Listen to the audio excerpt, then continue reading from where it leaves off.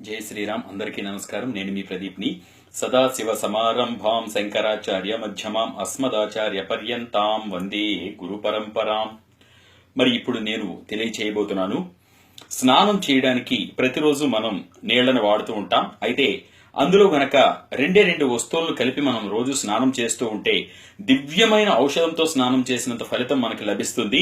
చర్మం పైన చిన్న చిన్న ఇన్ఫెక్షన్స్ రావడం, తరువాత దద్దుర్లు, దురదలు, మంటలు ఇటువంటి అన్నిటికీ కూడా మహా అద్భుతంగా పనిచేస్తుంది.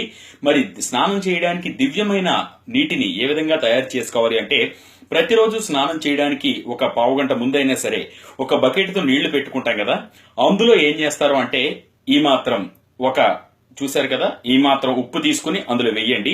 అది కల్లుప్పు అయినా పర్వాలేదు, సాల్ట్ అయినా పర్వాలేదు. ఈ మాత్రం అంటే ఇలా తీసుకోండి. తీసుకున్న తర్వాత వెయ్యండి.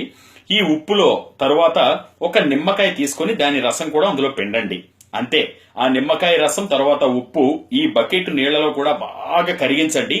కరిగించిన తర్వాత ఆ నీటితో స్నానం చేయండి. దివ్యమైన ఔషధంగా పనిచేస్తుంది. ఇది వినడానికి సులువుగా ఉంది కదా అని చెప్పి సింపుల్ గా తీసుకోవడానికి కాదు, చాలా అద్భుతంగా పనిచేసే ఔషధం అన్నమాట ఇది.